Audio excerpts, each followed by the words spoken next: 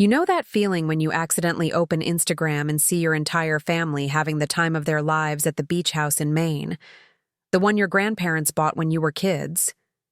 Yeah, that's how I found out I wasn't invited to the annual Patterson family vacation this year. Not through a conversation, not through a text saying, "Sorry, Ellie, we're doing something different this time." Nope. I found out through my cousin Amber's Instagram story, where she tagged everyone, literally everyone except me, with the caption, "Family time is the best time." Why Patterson Takeover 2025? I'd love to know which corner of the globe you're watching from. And if this story speaks to you, make sure to subscribe. Tomorrow's video is one you absolutely can't miss. That sting of exclusion? It's sharp. But what hurt even more was the text I received from my sister Lauren when I called her out on it.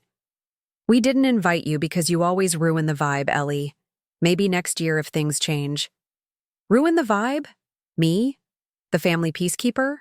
The one who's spent her entire life walking on eggshells to keep everyone happy? I needed to understand what this meant, and the journey to that understanding would change everything I thought I knew about my family and myself. The annual Patterson family vacation had been a tradition since before I was born. My grandparents, Ruth and Howard Patterson, bought the sprawling beach house in Kennebunkport back in 1985, a year before I came into the world. The house had 5 bedrooms, a wraparound porch, and direct access to a private beach. It was the one place where our scattered family came together every year, no matter what. I'm Eleanor Ellie Patterson Wright, 39, elementary school art teacher, divorced mother of one amazing 12-year-old daughter named Zoe, and apparently, according to my family, a vibe ruiner. What exactly constitutes ruining the vibe? That was the question spinning through my mind as I stared at my phone screen, the family group chat mockingly silent after I'd texted, "Hey, did the dates for Maine change this year? I was planning to request time off soon." 3 dots appeared. Disappeared, appeared again. Finally, my younger sister Lauren responded, "We already went, Ellie. Last week. Just like that. No explanation, no apology. Just a simple statement of fact, as if I should have known." "What do you mean you already went? It's always the last week of July." My fingers trembled as I typed. Lauren's response came quickly this time. "Mom thought it would be better to go earlier this year because of the weather forecast." My mother, Caroline Patterson, had never once in her life changed plans based on a weather forecast. The woman once insisted we picnic during a thunderstorm because a little rain never hurt anyone. Something wasn't adding up. I called my mother directly, my stomach in knots. She didn't pick up. I tried my father. Straight to voicemail. I tried my brother Ryan. No answer. Even my grandmother, who usually answered on the first ring, let it go to voicemail. It was 9:30 p.m. on a Tuesday. I was sitting at my kitchen table, grading student artwork when the realization hit me like a physical blow. They had deliberately excluded me. The family that had preached Patterson's stick together for my entire life had collectively decided I wasn't worthy of inclusion. My phone buzzed. A text from Lauren. "We didn't invite you because you always ruin the vibe, Ellie. Maybe next year if things change." I stared at those words until they blurred. Ruin the vibe? What vibe? The vibe of pretending everything was perfect? The vibe of sweeping problems under the rug? The vibe of never addressing the elephant in the room? I poured myself a glass of wine, the cheap Pinot Grigio I kept in the fridge for emergencies, and tried to make sense of it all. The last family vacation I'd attended was a year ago. Nothing catastrophic had happened. There had been the usual undercurrent of tension, sure. My mother making passive-aggressive comments about my decision to keep my ex-husband's last name, for Zoe's sake. My brother Ryan's wife, Megan, cornering me to sell her essential oils. My sister Lauren one-upped every story I told with something more impressive from her perfect life in Boston. But I'd handled it all with grace, as I always did. I'd smiled and nodded and changed the subject when things got uncomfortable. I'd played mediator when my father and brother got into their annual argument about politics. I'd taken my nieces and nephews to the beach when the adults needed quiet time, code for drinking too much and gossiping. How was that ruining the vibe? I called my best friend Diane, who picked up on the second ring. They said I ruined the vibe, I told her, not bothering with hello. My entire family went to Maine without me because I ruined the vibe. Diane was silent for a moment. That's harsh. It's insane. When have I ever ruined anything? I'm the one who makes sure everyone gets along. Another pause. Elle, I love you, but maybe that's part of the problem. What do you mean? You're always trying to smooth things over. Maybe sometimes things need to get a little messy before they can get better. I took a large sip of wine. That's ridiculous. If I don't keep the peace, who will? Have you ever considered that's not your job? Diane's voice was gentle but firm. Have you considered that maybe by always playing peacekeeper, you're preventing your family from actually working through their issues? I started to object, but stopped. Was she right? Had my lifelong role as family mediator somehow backfired? I thought back to last year's vacation. My cousin Tim had made an insensitive joke about my divorce, and I'd laughed it off even though it hurt. My mother had criticized my parenting right in front of Zoe, and I'd changed the subject rather than stand up for myself. My sister had borrowed my favorite sweater and returned it with a wine stain, and I'd assured her it was no big deal. Had my conflict avoidance somehow become the problem? Maybe you should talk to them, Diane suggested. Not over text. Face to face. The thought made my palms sweat. Direct confrontation had never been my strong suit. Ironic for someone who dealt with temperamental pre-teens all day. I can't just show up and demand answers, I said. Why not? They owe you an explanation, and maybe you owe yourself the chance to hear it. After hanging up with Diane, I checked my daughter's room. Zoe was fast asleep, her dark hair splayed across her pillow, her phone still clutched in her hand. She looked so peaceful, so unaware of the adult drama unfolding. Thank goodness she'd been at her father's house during the week of the vacation. At least she'd been spared the knowledge that her aunts, uncles, and cousins had deliberately excluded her. I gently removed the phone from her grip and placed it on her nightstand, then kissed her forehead. I won't let them hurt you, I whispered, though I knew the likelihood of keeping this from her was slim. Kids always found out eventually. Back in the kitchen, I made a decision. This weekend, I would drive the 3 hours to my parents' house in Connecticut and confront them. No more texts, no more calls that went to voicemail. Face-to-face, as Diane had suggested. The rest of the week crawled by. I taught my classes, attended a faculty meeting, helped Zoe with her science project, and pretended everything was normal. But inside, I was rehearsing what I would say to my family, playing out every possible scenario in my head. Friday afternoon finally arrived. Zoe went to her father's house as per our custody agreement, and I packed an overnight bag, just in case the confrontation went late, and I needed to stay in my old bedroom at my parents' house. The drive to Connecticut gave me too much time to think. What if they were right? What if I did ruin the vibe? What if my presence was so unbearable that they'd collectively decided a family vacation was better without me? What did that say about me as a person? By the time I pulled into my parents' driveway, my confidence had deflated considerably. Their house, a stately colonial in a leafy suburb, looked exactly as it always had. My mother's hydrangeas were in full bloom, and my father's prized Volvo was parked in its usual spot. It was as if nothing had changed, except everything had. I sat in my car for a few minutes, gathering my courage. Then I grabbed my bag, walked up to the front door, and rang the bell. My mother answered, her surprise evident. "Ellie, what are you doing here?" Caroline Patterson, at 67, still colored her hair the same honey blonde she'd worn since her 30s. She was dressed in crisp white pants and a navy blue blouse, her standard uniform for casual Fridays at home. "Hi, Mom," I said, trying to keep my voice steady. "We need to talk." She hesitated, then stepped aside to let me in. "Your father's in the den. He's watching golf."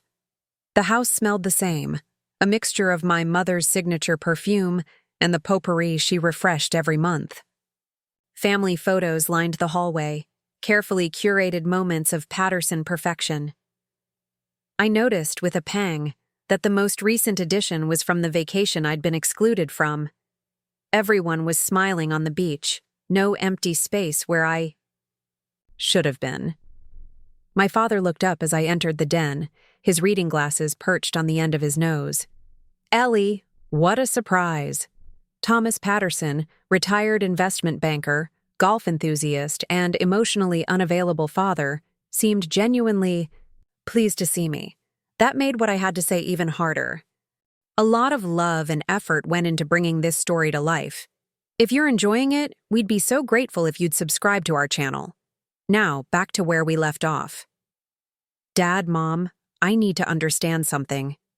I remained standing, though they both gestured for me to sit. Why wasn't I invited to Maine this year? The atmosphere in the room shifted immediately. My mother busied herself straightening a stack of magazines on the coffee table. My father cleared his throat. "Well, it was just a timing thing," he began. But I cut him off. "Please don't lie to me. Lauren already told me the truth. She said I wasn't invited because I ruined the vibe." "I want to know what that means." My mother's head snapped up. "Lauren shouldn't have said that. But it's true, isn't it? You all made a decision to exclude me. I want to know why." My parents exchanged a look. One of those married for 40 years looks that contained an entire conversation. "Sit down, Eleanor," my mother finally said, using my full name. Never a good sign. I sat on the edge of the sofa, perched like I might need to flee at any moment.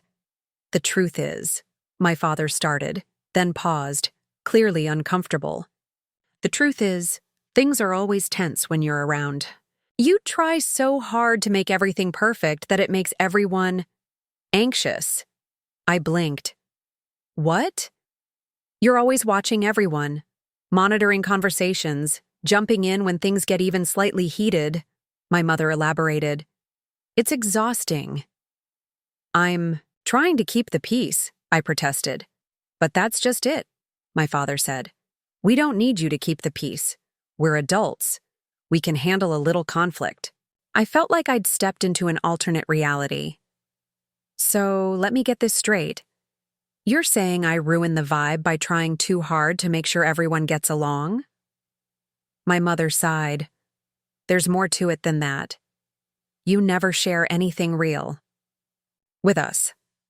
When someone asks how you're doing, you always say fine, even when it's obvious you're struggling. You never talk about your divorce or your financial problems or anything that matters. Because you don't want to hear it," I shot back. "Every time I've tried to talk about something difficult, you change the subject." "That's not true," my father said, but his eyes slid away from mine. "It is true. When Brian left me for his assistant, you told me to focus on the positive. When I was worried about making mortgage payments, you suggested I take up couponing. You don't want real conversations. You want everything to be surface level and pleasant." A heavy silence fell over the room. My mother twisted her wedding ring around her finger, a nervous habit she'd had for as long as I could remember. "Maybe we've all been playing roles for too long," she finally said, her voice softer than before. "Maybe we need to learn how to be honest with each other." The front door opened and closed, and moments later, my sister Lauren walked into the den. She froze when she saw me. "Ellie, what are you doing here?" Lauren, 2 years younger than me, had always been the golden child. Perfect grades, perfect job as a marketing executive, perfect husband, perfect twin boys. She looked immaculate as, always, even in casual clothes, her blonde hair pulled back in a sleek ponytail, I came to find out why my family decided I wasn't worth including on vacation, I said, my voice breaking slightly. Lauren had the grace to look ashamed. I shouldn't have texted you that. I was frustrated. Frustrated about what? What have I done that's so terrible? Lauren sat down heavily in an armchair. It's not what you've done, it's what you don't do. You don't show up as yourself. You're so busy trying to be what you think everyone wants that we never get to see the real you. And honestly, it makes everyone feel like they can't be themselves either. I felt tears threatening and blinked them back. That's not fair. Isn't it? Lauren leaned forward. When was the last time you expressed a real opinion about anything? When was the last time you told Mom she was being judgmental, or told Dad his political views are outdated, or told me to stop bragging about my kids? That would be rude, I protested. It would be honest, Lauren countered. And we need honesty in this family. We need someone to break the cycle of pretending everything's perfect when it's not. I looked between my parents and my sister, these people I'd known my entire life, and realized with a shock that I didn't really know them at all. And they didn't know me. We'd been performing for each other for decades, playing the roles we thought we were supposed to play. So you excluded me from the vacation because I'm too nice? The absurdity of it almost made me laugh. We excluded you because we thought maybe it would be the wake-up call you needed, my mother said. We thought maybe it would force you to confront the patterns that aren't working. That's a terrible way to go about it, I said, anger rising in my chest.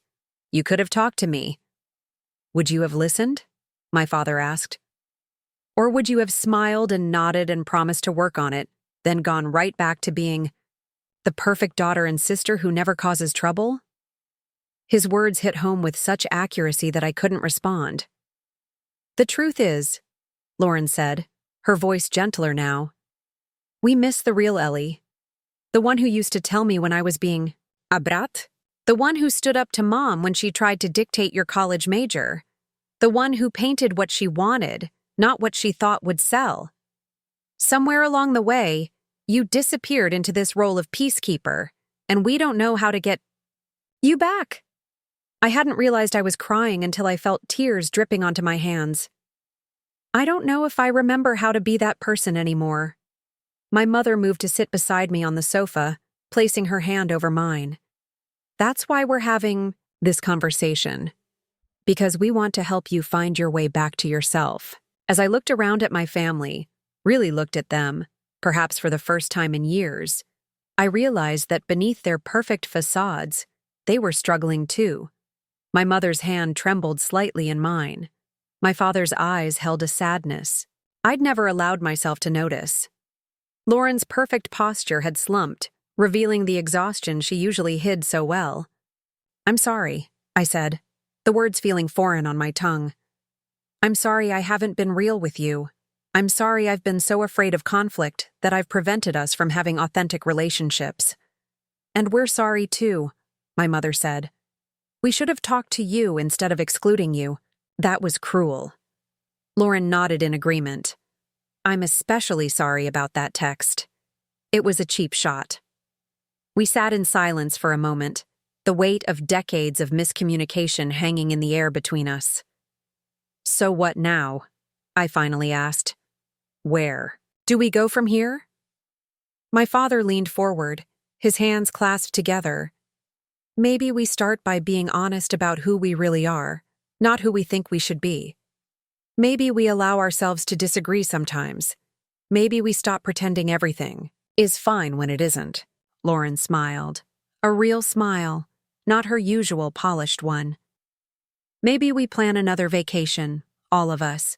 But this time, we come as our true selves. I thought about my daughter Zoe, who at 12 was already learning to hide parts of herself to fit in. I didn't want that for her. I wanted her to grow up knowing she could be fully herself, messy emotions and all. I'd like that, I said. But I warn you, the real Ellie might not be as accommodating as the one you're used to. My mother squeezed my hand. Good. We've had enough accommodation. We need some truth. As I sat there with my family, I realized that the journey back to myself would be long and probably painful. Years of suppressing my true feelings wouldn't be undone in a single conversation. But for the first time in a long time, I felt a glimmer of hope, not just for myself, but for all of us. The vibe, it turned out, needed a little ruining after all. That night, I stayed in my childhood bedroom. The walls were still painted the soft blue I'd chosen when I was 16. My mother had preserved it like a museum exhibit. Swim team trophies on the bookshelf, framed graduation photo on the dresser, even my old sketchbooks stacked neatly in the corner. It was a shrine to a version of me that no longer existed. I couldn't sleep. The conversation with my family kept replaying in my head. Had I really become so afraid of conflict that I'd erased my own personality? When had it start? Had it been after the divorce, when keeping the peace seemed essential for Zoe's sake? Or earlier, when I'd learned that speaking up often led to disapproval? Around 2 a.m., I gave up on sleep and pulled out one of my old sketchbooks. Inside were drawings from my college years, bold, colorful, emotional pieces that showed a confidence I barely recognized. I'd been an art major before switching to education after my father convinced me I'd never make a living as an artist. "You've always been practical," he'd said at the time, and I'd taken it as a compliment. Now I wondered if practical was just another word for afraid. I texted Diane, "You were right. They say I'm too focused on keeping the peace. Apparently, I'm so conflict avoidant that I've become boring." She responded immediately despite the hour. "First of all, you're not boring. Second, are you okay? I don't." "No," I replied honestly. "I feel like I'm having an identity crisis at 39. Better late than never. Want me to come get you?" "No, I think I need to be here." More talking to do tomorrow. I fell asleep with the sketchbook open beside me, dreaming of oceans and storms and colors too vivid to name.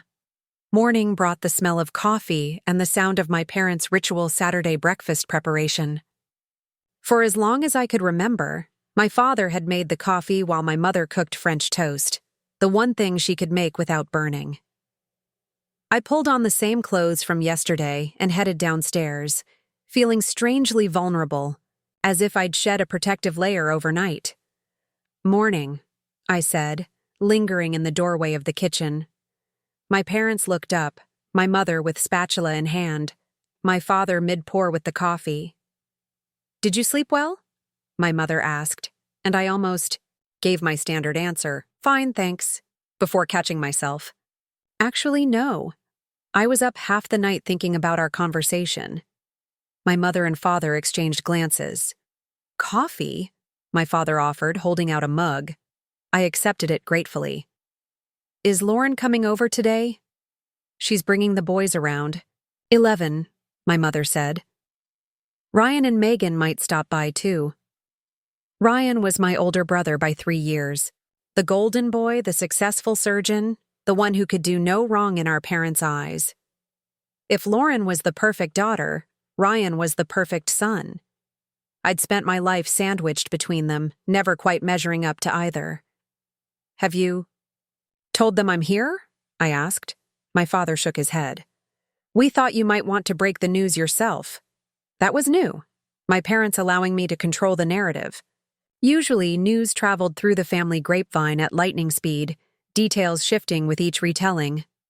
"Thanks," I said, surprised by the consideration. Breakfast was quieter than usual. The elephant in the room had been acknowledged, but we were all unsure how to proceed. Years of superficial conversation had left us ill-equipped for authenticity. "So," my father finally ventured, "what's new with Zoe?"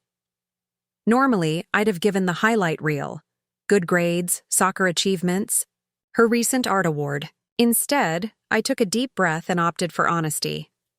"She's struggling, actually. The divorce is still really hard on her, even 3 years later." She's having trouble sleeping and her teacher says she's been withdrawn at school. I'm thinking of finding her a therapist, but I've been putting it off because I'm worried about the cost. And Brian's been difficult about splitting expenses that aren't explicitly covered in the divorce agreement. The words tumbled out, unfiltered, and the silence that followed was deafening. My mother put down her fork. I had no idea. You never asked, I said, then immediately regretted the sharpness in my tone. I'm sorry, that came out wrong. No, you're right, my father said, surprising me. We ask how you are, but we never really listen to the answer. Maybe because we're afraid of what we might hear. I'm afraid too, I admitted. I'm afraid of being a burden, of being judged, of not living up to the Patterson standard of perfection. My mother reached across the table and took my hand. There is no Patterson standard of perfection. That's a myth we've all been perpetuating because we're too scared to admit our own failures. Coming from my mother, who color-coordinated her closet and alphabetized her spice rack, this was nothing short of revolutionary. What are you afraid of? I asked her, genuinely curious. She hesitated, then, aging, irrelevance, your father, and I hardly know what to do with ourselves now that we're retired. We fill our days with busy work because we're terrified of confronting the question of what our purpose is now. My father nodded in agreement. The vacation this year was difficult. Without you there to smooth things over, we had to face some uncomfortable truths about ourselves. Ryan and I had a massive argument about his work hours and how he's never present for his kids. Lauren broke down one night after too many martinis and admitted she's considering divorce. I nearly choked on my coffee. Lauren and David are getting divorced? She doesn't know what she wants, my mother said. She's been putting on a brave face, but things haven't been right between them for years. I tried to process this information. Perfect Lauren with her perfect life was contemplating divorce? The same sister who had judged me so harshly when my own marriage fell apart? Why didn't she tell me? The same reason you didn't tell us about Zoe, my father said gently. Fear of judgment. The doorbell rang, interrupting our conversation. Moments later, Lauren walked in with her twin boys, Jackson and Miles, who immediately ran to hug their grandparents. Lauren froze when she saw me. You're still here? I nodded. We were just talking about you, actually. Her face paled. Mom and Dad told you.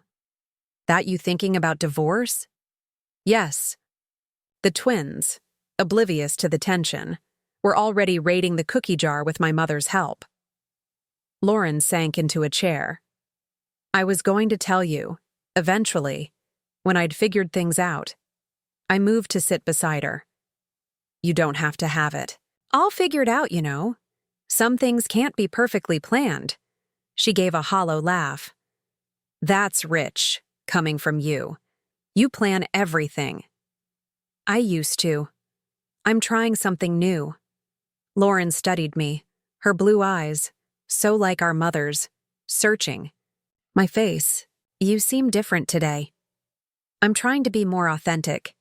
It's terrifying. She smiled, a small, sad smile. Tell me about it. While the boys played in the backyard with our parents, Lauren and I sat on the porch swing, talking more honestly than we had in years. She told me about David's emotional distance, his prioritizing work over family, his resistance to counseling. I told her about my financial struggles, my fears for Zoe, my loneliness since the divorce. I judged you so harshly when you and Brian split, she confessed. I was self-righteous and cruel. The truth is, I was terrified that if your marriage could fail, mine could too. And now here we are, I said not unkindly. Here we are, she echoed. You know what the worst part is? I've spent so long pretending everything is perfect that I don't know how to ask for help. I don't know how to tell people I'm drowning. I put my arm around her shoulders. You just did. Around noon, Ryan arrived with his wife Megan and their 3 children. At 42, my brother still had the confident air of someone who'd never known failure. He was handsome in a conventional way, strong jaw, straight teeth, courtesy of adolescent orthodontia, the same sandy hair our father had had before it turned gray. "Ellie!" he exclaimed, genuine surprise in his voice. "What are you doing here?" "Family. Intervention," I said, only half joking. "Apparently, I'm too nice." Ryan laughed, but it sounded forced. "No such thing as too nice." Megan hugged me, her bangles jangling. "It's been ages. You look great." Megan always said the right thing, even when it wasn't true. After 3 pregnancies and a 60-hour work week, she still maintained her size 4 figure and perfectly highlighted hair. She was exhausting in her perfection, but today I could see the strain around her eyes, the tightness in her smile. As the kids ran off to play with their cousins. My mother suggested the adults have lunch on the patio.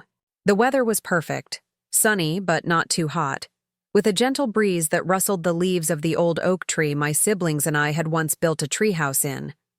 Over chicken salad and iced tea, the conversation remained surface level. Ryan talked about a complicated surgery he'd performed. Megan mentioned a charity gala she was organizing. My father discussed the stock market. It was as if the breakthrough of the morning had never happened. I caught Lauren's eye across the table, and she gave a slight shrug as if to say, "This is how it always is." And suddenly, with perfect clarity, I understood my role in the family dynamic. I wasn't just a peacekeeper, I was a catalyst, the one who could either maintain the status quo or disrupt it. "Ryan," I said, interrupting his monologue about hospital politics. "Dad mentioned you two had a fight during the vacation, about your work hours and not being present for your kids." The table went silent. Ryan's fork froze halfway to his mouth.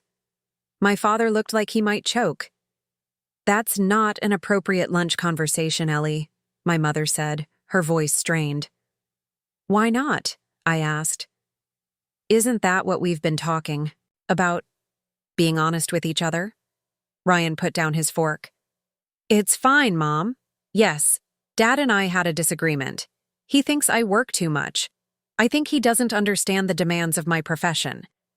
"Do you think you work too much?" I asked, genuinely curious. Ryan hesitated. "Sometimes. But what choice do I have? The practice depends on me. The kids depend on you too," my father said quietly. "Trust me, they notice when you're not there." "Like you noticed?" Ryan shot back, an old hurt surfacing. "You were barely home when we were growing up. Always at the office, always on business trips." My father flinched. "That's exactly my point. I don't want you to make the same mistakes." I did. I looked between them, these 2 proud men who were so alike in their dedication to work, so different in their ability to admit vulnerability. "Why didn't you ever say anything before, Dad?" I asked. "About regretting working so much?" He sighed heavily. "It wasn't something men of my generation talked about. We did what was expected, provided for our families, built careers, retirement, funds. The emotional stuff was your mother's department." "And how did that work out for everyone?" Lauren asked, a rare edge to her voice. My mother looked uncomfortable. "We did our best." "I know you did," I said gently. "But maybe your best would have looked different if you'd been honest about what you were feeling, what you needed." Megan, who had been unusually quiet, suddenly spoke up. "I feel like I'm drowning most days. The kids, the house, the volunteering, trying to support Ryan's career. It's too much. I can't remember the last time I did something just for me." Ryan stared at her, clearly shocked. "You never said anything." "Would you have listened?" Megan asked, tears in her eyes. "You barely have time to hear about the kids' days, let alone my feelings." The painful honesty hung in the air like a storm cloud, threatening to break open at any moment. Then, to everyone's surprise, my father started to laugh. Not a mean laugh, but a genuine, from-the-belly laugh that I hadn't heard in years. "What's so funny?" my mother demanded. "Us," he said, wiping his eyes. "We're all so busy pretending we have it all together that we're making ourselves miserable. Even the kids can see through it. Why do you think they're always on those damn phones? It's an escape from our perfectly miserable lives." There was a moment of stunned silence, and then Lauren started laughing too. Then Ryan. Then me.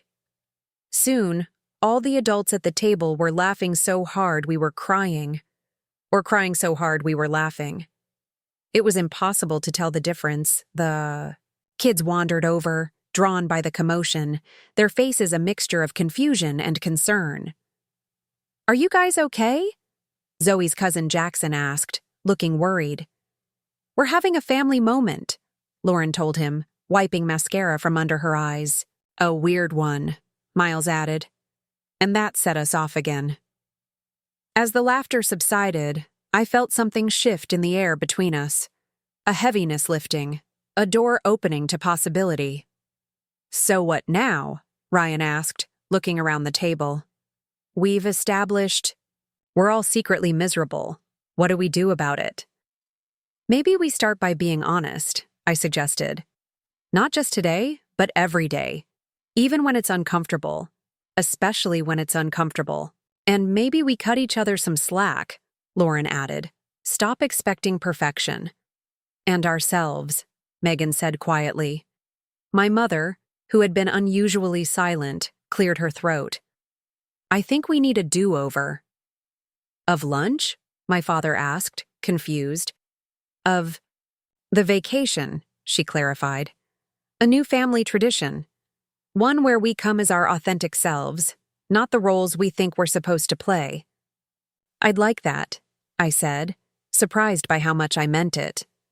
"Me too," Lauren agreed. Ryan hesitated, then nodded. "I'll clear my schedule. And I'll make sure the beach house is available for Labor Day weekend," my mother said decisively. As the afternoon wore on, the conversation continued to flow more freely than it had in years. There were difficult moments. Old resentments surfaced, tears were shed, voices were occasionally raised. But there was also laughter, understanding, and a tentative rebuilding of bridges long thought burned. The kids, sensing the shift in energy, seemed more relaxed too. Zoe's cousins included her in their games without the usual jostling for status. Even Megan and my mother, who had always maintained a polite but distant relationship, found common ground in their shared love of gardening. As the sun began to set, casting long shadows across the yard, Ryan pulled me aside. "I'm sorry," he said simply. "For what?" "For not seeing you. The real you. For buying into the family narrative that you were the peacekeeper, the practical one, the one who didn't need attention because you were fine." I swallowed hard. "I'm not fine. I haven't been for a long time." "None of us are," he said, a new humility in his voice. "But maybe we can help each other get there." That night, as I prepared to drive back to my own home, my mother handed me a small package wrapped in tissue paper. "What's this?" I asked. "Open it later," she said, hugging me tightly. "And remember, you don't need permission to be yourself, Ellie. Not from us, not from anyone." I hugged her back, inhaling the familiar scent of her perfume, feeling both the comfort of the known and the excitement of the unknown stretching before us. The drive home was different from the drive there. Instead of rehearsed speeches and mounting anxiety, my mind was filled with possibilities. What would it be like to live authentically, to say what I meant, to pursue what I wanted, to allow myself to be seen, fully seen, by the people who mattered most? It was terrifying. It was exhilarating. When I arrived home, I made a cup of tea and sat at my kitchen table to open my mother's gift. Inside the tissue paper was a set of professional-grade colored pencils, the expensive kind I'd always admired but never splurged on for myself, and a note in my mother's elegant handwriting. "It's never too late to start again." Love. Mom. I traced my fingers over the pencils, arranged in a spectrum of colors from vibrant reds to deep purples. Then I reached for my phone and texted the family group chat, the one that had been so conspicuously silent before. Thank you for an unexpected weekend. Looking forward to Labor Day at the beach house. This time I promised to ruin the vibe in all the right ways. The responses came quickly, a chorus of heart emojis and laughing faces. And for the first time in a long time, I felt like I was exactly where I was supposed to be. Not in a role assigned to me, but in the messy, unpredictable, beautiful center of my own life. The old vibe had been ruined, yes, but something better was taking its place. The weeks following that revelatory weekend with my family brought changes both subtle and dramatic. I'd returned home to my normal life, teaching art to fifth graders, helping Zoe with homework, paying bills that always seemed to arrive faster than paychecks. But something fundamental had shifted within me. Monday morning, I stood before my bathroom mirror and really looked at myself. The woman staring back had auburn hair that hadn't been colored in months, showing strands of silver at the temples. Fine lines etched the corners of her eyes and mouth, evidence of laughter and worry. In equal measure, she looked tired, but there was something new in her expression. A spark of determination, perhaps even defiance. "Who are you, Ellie Patterson-Wright?" I asked for my reflection. Not the peacekeeper, not the practical one. Who are you really? The question lingered as I dropped Zoe at school and headed to my classroom. My students were working on self-portraits, and as I moved around the room offering guidance, I found myself drawn to the bold choices some were making. Electric blue hair, 6 eyes instead of 2, backgrounds of swirling galaxies. "Why did you decide to give yourself wings?" I asked Mateo, a quiet boy whose portrait featured enormous feathered appendages sprouting from his back. He shrugged, suddenly self-conscious. "Just felt like it." "I love it," I told him. "It's unexpected and powerful." His face lit up. "Really? My dad says art should look like real life." "Art can be whatever you want it to be," I said, the words feeling revolutionary on my tongue. "It can show what's on the outside, what's on the inside, or what you wish could be." When was the last time I'd followed my own advice? When had I last created art purely for self-expression, not worrying about whether it was good or practical, or worth the time? That evening after Zoe went to bed, I dug out my old art supplies from the hall closet. The colors in my mother's gift set gleamed, untouched. I smoothed a blank page before me and began to draw without planning, without judging, letting the colors flow where they wanted. What emerged surprised me. A tumultuous seascape, waves crashing against a lighthouse. Storm clouds gathered on the horizon, but breaks of sunlight pierced through, illuminating patches of water. It wasn't technically perfect, but it captured something essential, the feeling of weathering a storm and glimpsing hope beyond it. I signed it simply, Ellie P. Not Ellie Patterson-Wright, the name I'd kept to maintain consistency for Zoe's sake. Just Ellie P. A nod to who I'd been before marriage and divorce had reshaped my identity. My phone buzzed with a text from Brian. "Can I drop Zoe's science project material by tomorrow?" She left it at my place. My ex-husband and I had maintained a cordial relationship since the divorce. Cordial being the operating word. Polite, distant, careful. We transferred Zoe between homes with minimal interaction, communicating primarily through text messages about schedules and school requirements. Normally, I would have responded with a simple, "Sure," or "That works." Tonight, I typed, "Actually, can we talk when you drop it off?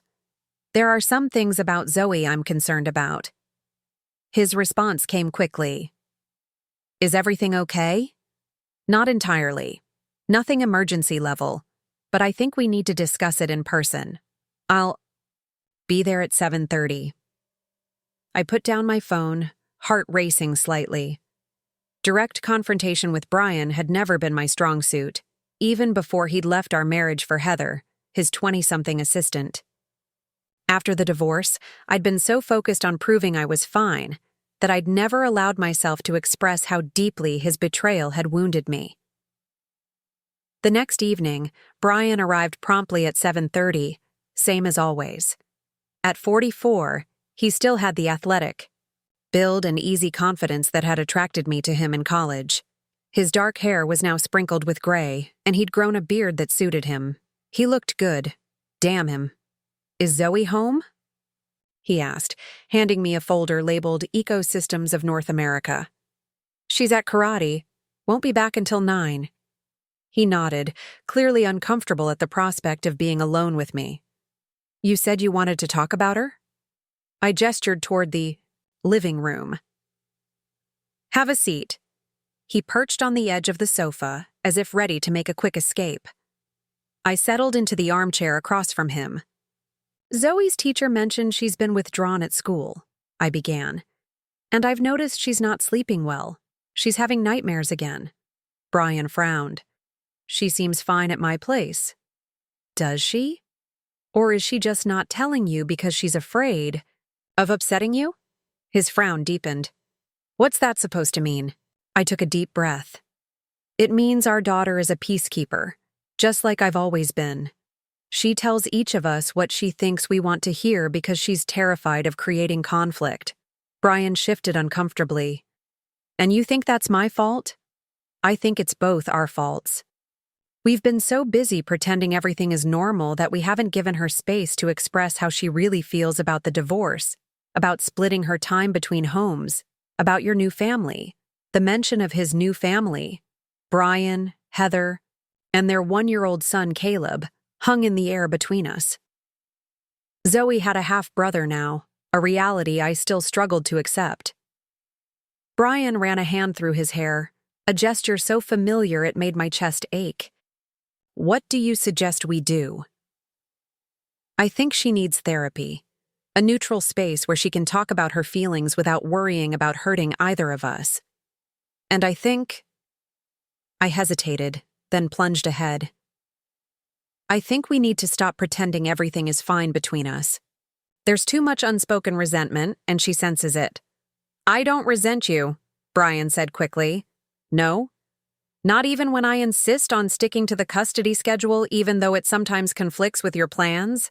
Not even when I refuse to let Heather pick Zoe up from school?" He had the grace to look abashed. "Okay, maybe sometimes. But I thought that's how you wanted it. Minimal contact, clear boundaries." "That's what our lawyers advised. But I'm not sure it's working for Zoe. She needs to see that we can communicate honestly, even when it's difficult. Especially when it's difficult." Brian was quiet for a moment, studying me. "You seem different." "I am different. I'm trying to be anyway." "What changed?" I gave him the abbreviated version of the family vacation drama and the revelations that followed. He listened attentively, nodding occasionally. "I always liked your family," he said when I finished. "They seemed so put together compared to my chaos," I laughed. "Appearances can be deceiving." "Tell me about it." He hesitated, then added, "For what it's worth, I'm sorry about how everything went down with Heather. The way I handled it? It wasn't fair to you." The apology, 3 years too late, should have felt anticlimactic. Instead, it loosened something tight in my chest. "No, it wasn't," I agreed. "But I'm not blameless either. I checked out of our marriage long before you did. I was so busy being the perfect wife and mother that I forgot to be a partner. A person." Brian looked surprised by my admission. "I didn't think you saw it that way." "I didn't. Not until recently." I met his gaze directly. "I need you to know something. I'm making changes in my life, trying to be more authentic, more honest about what I want and need. That's going to affect our co-parenting relationship." "How so?" "For starters, I'm going to push back when you make last-minute changes to the schedule to accommodate your work trips. I've been picking up your slack for years because I didn't want to rock the boat, but it's not fair to me." He started to object, then stopped himself. "You're right. I've taken advantage of your flexibility. And I want to revisit the financial arrangements for Zoe's extracurricular activities. The divorce agreement splits the costs 50-50, but my teacher's salary doesn't stretch as far as your VP salary.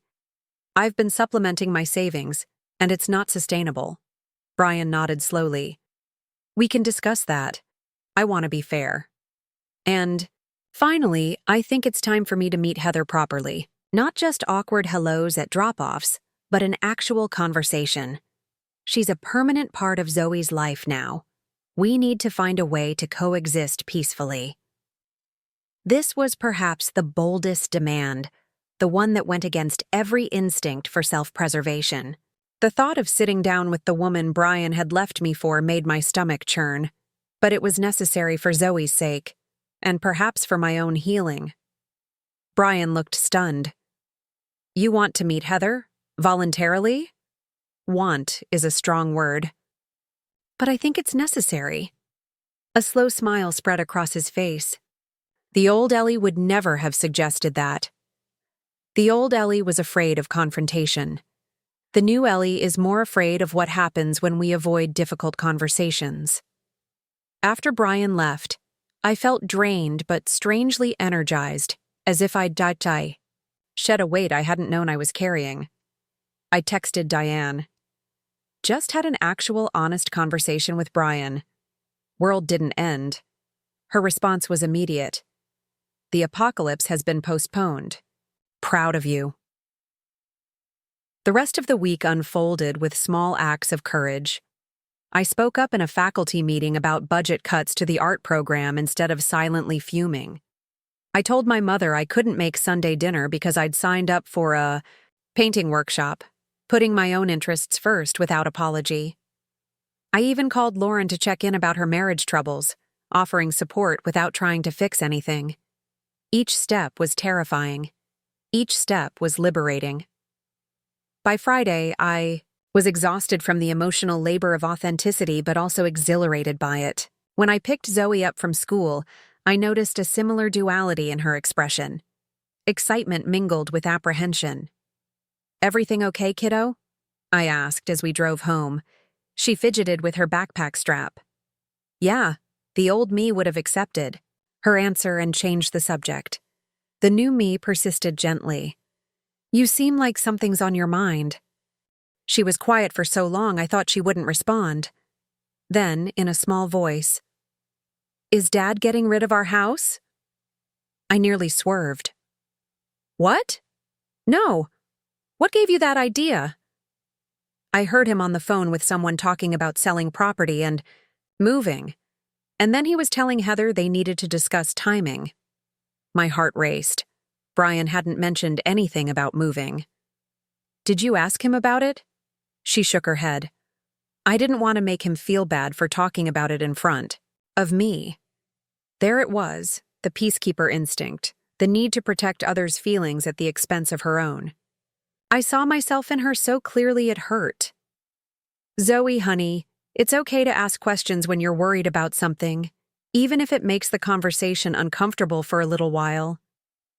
But what if he is moving and I ruin it by being upset?" I pulled into our driveway and turned to face her. "You can't ruin something by having feelings about it. Your feelings matter." She looked skeptical. "Even if they're bad feelings?" "Especially then," I assured her. "Tell you what, we'll call Dad after dinner and ask him directly, together.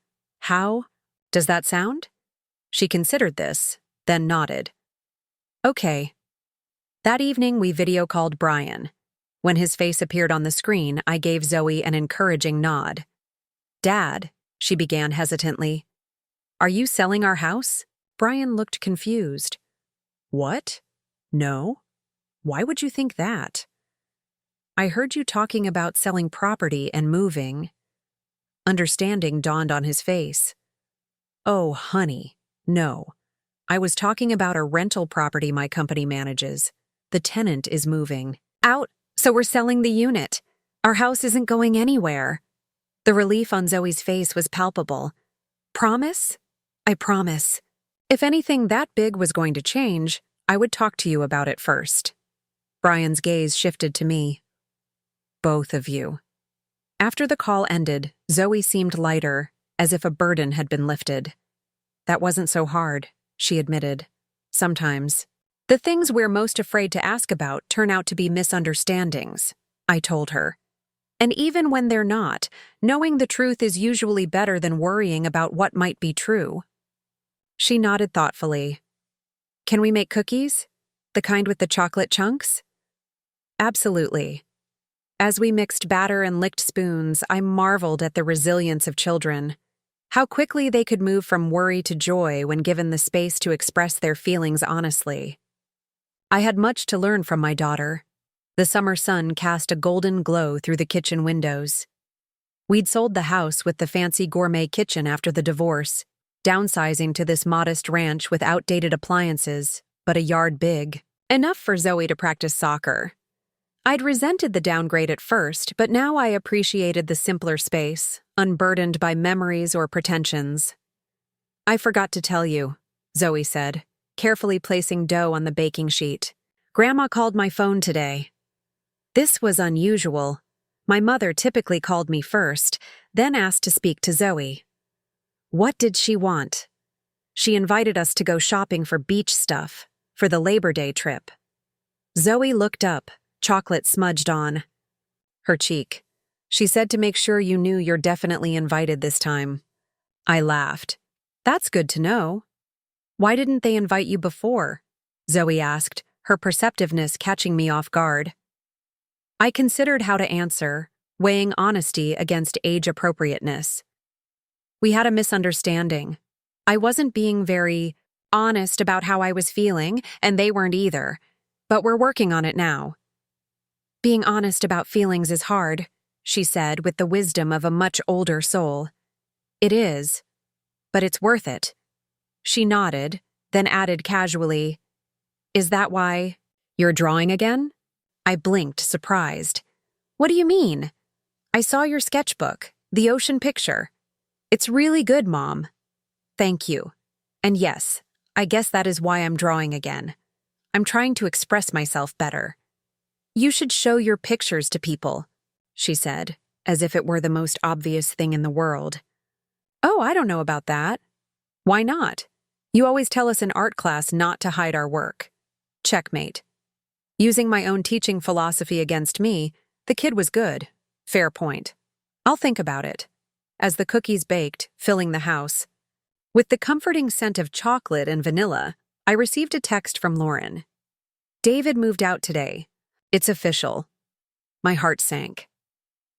Despite their problems, I'd hoped my sister and brother-in-law might find a way forward together. Are you okay? Do you need me to come over? Not okay, but I will be. The boys are with Mom and Dad for the weekend.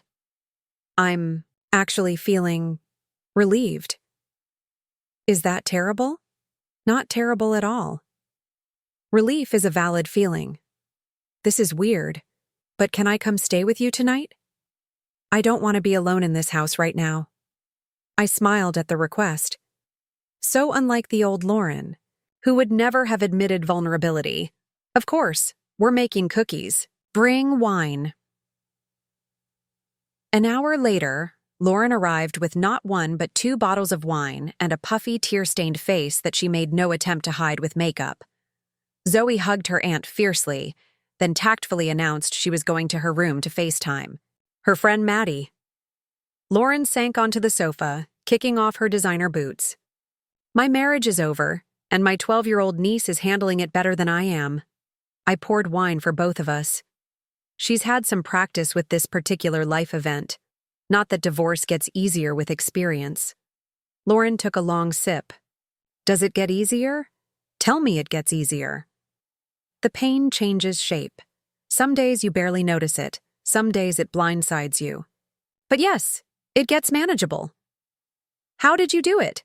Especially with Brian and Heather flaunting their relationship so soon after? I considered this. Spite, at first. I was determined to prove I was fine without him. Then routine. Just getting through each day for Zoe's sake. It wasn't until recently that I started actually healing instead of just surviving. Lauren studied me over the rim of her glass. You really are different now. More authentic? I was going to say alive. Like someone turned the brightness setting up. The observation touched me deeply. I'm trying. It's exhausting and terrifying, but also necessary. I want that, Lauren said simply. The alive part, not just the exhausting part. You'll get there, one honest conversation at a time. We talked late into the night, sharing stories we'd never told each other. The real reasons behind her marriage breakdown, my lingering insecurities about being a single mother, our shared childhood memory of feeling like we could never quite measure up to Ryan's accomplishments. For the first time in our adult lives, we weren't competing or performing. We were simply being sisters. The next morning, I woke to find Lauren already up, helping Zoe make pancakes in the kitchen. They were laughing about something, flour dusting both their faces. The scene was so unexpected. My perfectionist sister, embracing the mess, that I paused in the doorway, unwilling to interrupt. "Mom," Zoe spotted me. "Aunt Lauren's letting me flip them by myself." "I can see that," I said, noting the misshapen pancakes already stacked on a plate. "They look delicious." Lauren handed me a mug of coffee. "I hope it's okay I raided your kitchen. Cooking helps me think." Raid away. Mi cocina es su cocina. As we ate breakfast together, all slightly crispy, oddly shaped pancakes, Lauren shared her tentative plans for life post-separation. "I think I might cut back my hours at work, be more present for the boys, maybe even take that photography class I've been talking about for years." "I think that sounds perfect," I told her. "What's stopping you?" "Fear, mostly. What if I'm not good at it? What if I fail?" "Then you'll know," I said simply. "And knowing is better than wondering." She nodded slowly. "You know what the weirdest part is? I don't think I ever would have had the courage to leave if you hadn't been excluded from the vacation." "How do you figure?" "Seeing how hurt you were, how we'd all just assumed you'd be fine with being left out. It made me realize how much we take each other for granted, how much we take ourselves for granted." She reached across the table and squeezed my hand. "So, in a way, you ruining the vibe was the best thing that could have happened to all of us." I squeezed back, emotion catching in my throat. "Here's to ruining the vibe, in all the right ways." Zoe looked between us, confused but smiling. "You guys are weird. Just figuring that out now, kiddo." I laughed, pulling her into a hug. As we cleared the breakfast dishes, my phone buzzed with a text from my mother. Found old photo albums. So many memories for our Labor Day trip down memory lane. Can't wait to have all my children there this time. Attached was a photo of me at 16, standing on the beach in Maine, paintbrush in hand as I worked on a canvas propped against driftwood. I'd forgotten about that summer when I'd been obsessed with painting seascapes, dragging my easel to the beach every morning before anyone else was awake. The girl in the photo was smiling, utterly absorbed in her creation, unaware of the camera. Her face showed no trace of the people-pleaser she would become, no hint of the masks she would learn to wear. She was simply herself, messy, creative, alive. "Who's that?" Zoe asked, peering over my shoulder. "That's me," I told her. "The real me, the one I'm getting to know again." And in that moment, standing in my modest kitchen with pancake crumbs on the counter and my sister and daughter beside me, I felt something I hadn't experienced in years. The simple joy of being exactly who I was meant to be. The vibe I'd supposedly ruined had never been worth preserving anyway. What was emerging in its place, honesty, authenticity, real connection, was infinitely more valuable. Sometimes I realized You have to break something beyond repair to build something better in its place. August arrived with a heat wave that turned my classroom into a sauna during summer school sessions and made the playground equipment too hot to touch. 2 weeks before the Labor Day family vacation, I found myself in the air-conditioned sanctuary of Dr. Melissa Chen's office, watching Zoe arrange and rearrange miniature furniture in a dollhouse. "And how have things been at home this week?" Dr. Chen asked me quietly while Zoe played. "Better," I said. "We've been practicing feelings check-in at dinner. It was awkward at first, but now she's starting to open up more." Dr. Chen nodded approvingly. "And how about at Brian's?" "He says she's asking more questions, which he sees as progress. She actually confronted him about spending too much time on his phone during their last weekend together." "That's significant." "She's learning it's safe to express disappointment." I glanced at Zoe, who was absorbed in her play. "She gets that from me, you know. The conflict avoidance, the need to make everyone happy." "Most children absorb patterns from their parents," Dr. Chen said without judgment. "The good news is, patterns can be changed. You're modeling that change for her." The therapy sessions had been Brian's suggestion, surprisingly enough. After our honest conversation about Zoe's struggles, he'd researched child psychologists who specialized in divorce adjustment and shared a list with me. Dr. Chen had been our first choice, and after 4 sessions, Zoe was already showing subtle improvements. "Zoe," Dr. Chen called gently, "would you like to tell your mom what you were sharing with me earlier, about the beach trip?" Zoe looked up from the dollhouse, her expression uncertain. "Do I have to?" "You don't have to, but remember what we discussed." "About sharing worries instead of keeping them inside?" Zoe sighed dramatically, pure preteen attitude, but turned to face me. "I'm worried about the big family vacation." "What part worries you?" I asked, careful to keep my tone neutral. "What? If everyone fights? What if Uncle Ryan and Grandpa argue about politics again? What if Aunt Lauren is sad about Uncle David not being there? What if—" She stopped, biting her lip. "What if what, honey?" "What if they blame you for ruining everything?" she whispered. "I heard Grandma on the phone saying this vacation would be different because you were going to be yourself this time." My heart sank. I'd been so focused on my own journey toward authenticity that I hadn't considered how the family dynamics might affect Zoe. "Zoe, the grown-ups in the family are working on being more honest with each other," I explained. "That might mean some uncomfortable conversations, but it doesn't mean anyone is ruining anything. In fact, it might make things better in the long run." "But what if it doesn't? What if everyone hates it and they never want to do family vacation again?" Dr. Chen intervened gently. "Zoe, who is responsible for how other people feel?" Zoe frowned thoughtfully. "They are?" "That's right. If the adults have disagreements, that's for them to work through. It's not your job to fix it, and it's not your mom's job either." "But I don't like it when people are upset," Zoe insisted. "I know," I told her. "I don't like it either, but sometimes people need to work through uncomfortable feelings to get to better ones.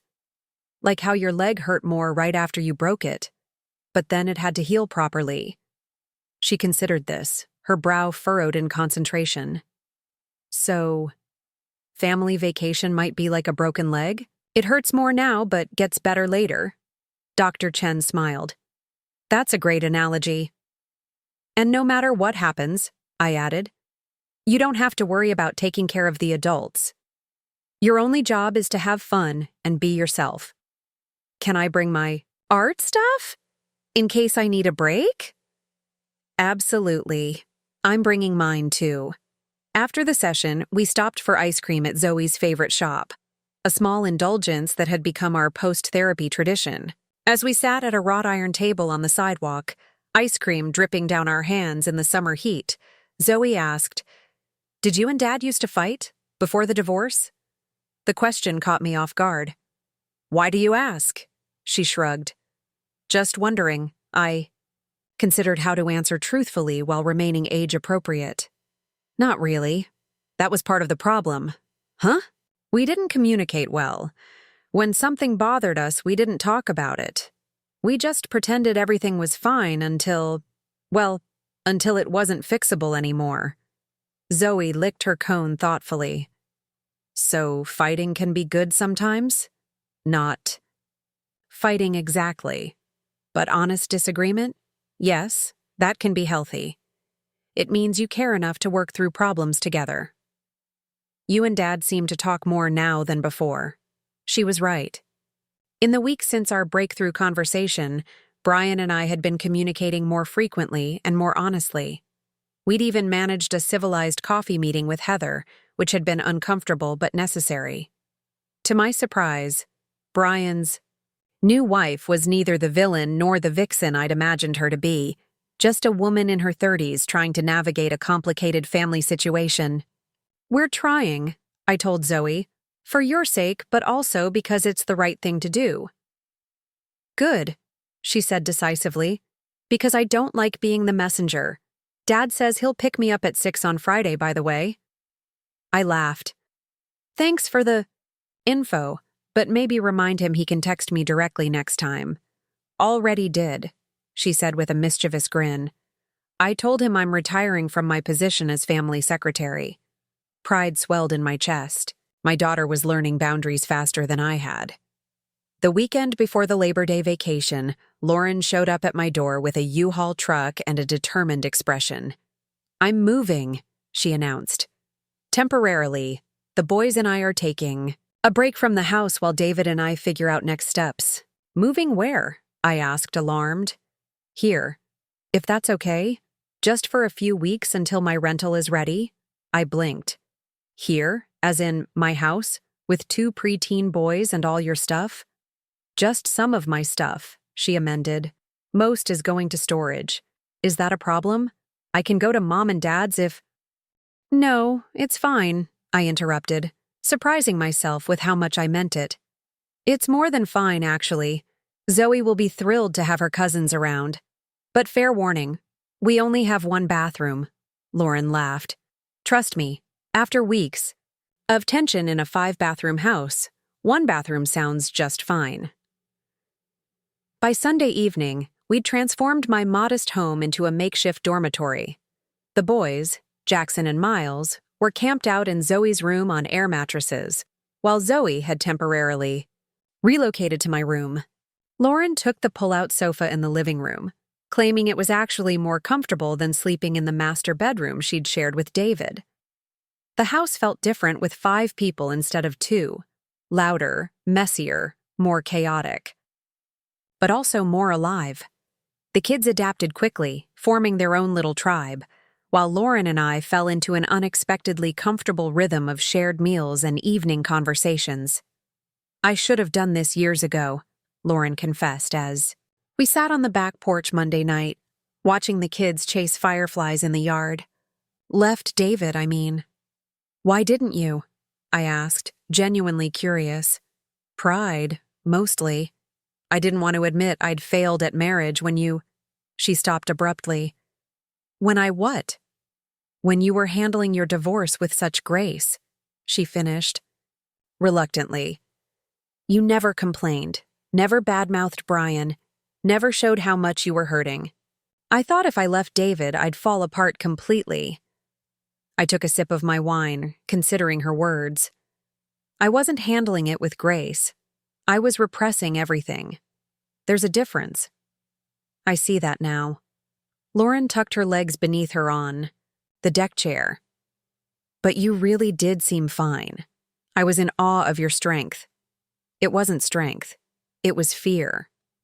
I thought if I admitted how devastated I was, everyone would think I was weak or pathetic. No one would have thought that. I would have, I admitted. I was so determined to prove I didn't need Brian that I never allowed myself to grieve the marriage. I just plastered on a smile and pretended everything was great. Lauren nodded thoughtfully. The Patterson way. Exactly, but it's not working. For any of us anymore, is it? Not even a little bit. She nudged my foot with hers. But this, being honest, supporting each other, this is working. The next morning, I woke to the sound of laughter drifting up from the kitchen. Curious, I pulled on a robe and padded downstairs to find Lauren and the kids making breakfast together.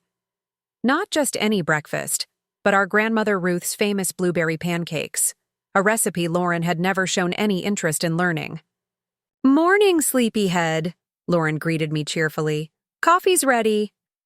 "What's all this?" I asked, accepting a steaming mug. "Family breakfast," Zoe explained, carefully measuring flour.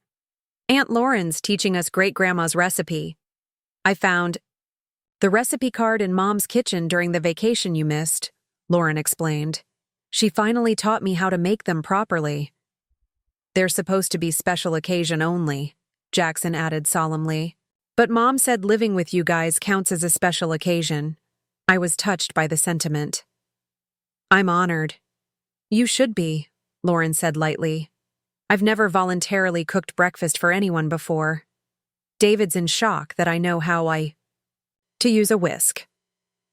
The pancakes were delicious, light, fluffy, bursting with berries, but it was the companionship that made the meal memorable. No one was checking phones or rushing to appointments. We were simply present with each other, sharing stories and laughter around my small kitchen table. Later that day, my mother called to finalize plans for the beach trip. "Lauren says you're housing the entire crew," she began without preamble. "How's that going?" "Surprisingly well," I told her. "The kids are getting along great, and Lauren and I haven't killed each other yet." "Miracles do happen." My mother paused. "Listen, about the vacation. Your father and I have been thinking. The house is going to be pretty crowded with everyone. There, especially now that Ryan's oldest is bringing a friend." My stomach dropped. Here it came. The qualification, the asterisk on my invitation. Maybe I could come, but only for part of the week. Maybe I should get a hotel nearby instead of staying in the house. "We were wondering," she continued, "if you and Lauren and the kids would be willing to take the boathouse instead of rooms in the main house. It would give you more privacy, and frankly, I think the teenagers would enjoy being slightly removed from the adult supervision." The boathouse, a charming two-bedroom structure at the far end of the property, had been off-limits to grandchildren until they reached 16. It had its own small kitchen, a spectacular view of the bay, and most importantly, a sense of independence that we'd all coveted as kids. "You want us to take the boathouse?" I repeated, making sure I understood. "If you're willing," we thought. "It might be nice for you and Lauren to have your own space, given everything you're both going through. A sanctuary of sorts." The thoughtfulness of the gesture brought tears to my eyes. "I'd like that," I managed. "I'll check with Lauren, but I think she'll be on board too." "Wonderful. And Ellie? I've been meaning to ask you something else. Would you be willing to lead an art activity while we're there? For everyone, not just the kids? Your father's been watching these painting tutorials online, and he's hopeless. But he won't admit it." I laughed, picturing my methodical father hunched over a canvas, trying to follow step-by-step instructions. "I'd love to." "Perfect. We'll supply the materials if you'll supply the expertise." After we hung up, I sat with the phone in my lap, marveling at the shift in our relationship. My mother wasn't just including me in the vacation. She was asking for my contribution, valuing my skills, carving out space for Lauren and me to be comfortable on our own terms. It was, I realized, what healthy family relationships should look like. Not perfect harmony, but respectful accommodation of each other's needs and strengths. When I told Lauren about the boathouse arrangement, she was ecstatic. "Are you kidding? That's prime real estate. Ryan's going to be so jealous. He's been angling for the boathouse for years." "Mom said it would give us more privacy," I noted. "I think she's trying to be considerate of what we're going through." "Or she's afraid we'll have emotional breakdowns and ruin the vibe," Lauren suggested, only half joking. "Maybe both." I shrugged. "Either way, I'll take it." The Thursday before our departure for Maine, I received an unexpected email from Kennebunkport Community College. I'd applied months ago for a part-time position teaching an introductory art course, more as a challenge to myself than with any expectation of being hired. The email was a request for an interview the following week. I forwarded it to Diane with the subject line, "Is the universe testing me?" She called immediately. "Are you going to do it? The interview?" "It's right after. We get back from the beach house, talk about timing." "It's perfect timing," Diane insisted. "You'll be fresh from a week of practicing your newfound authenticity with the family. What better preparation for selling yourself to a hiring committee?" "I don't know if I'm qualified," I hedged. "It's been 15 years since I taught anything. Beyond elementary level." "Bullshit. You're more than qualified, you're just scared." "Of course I'm scared.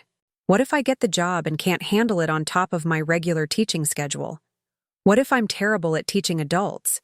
What if you love it?" Diane interrupted. "What if it's the creative outlet you've been missing? What if it leads to something bigger and better that you can't even imagine right now?" I sighed. "When did you get so wise?" "I've always been wise. You're just finally listening."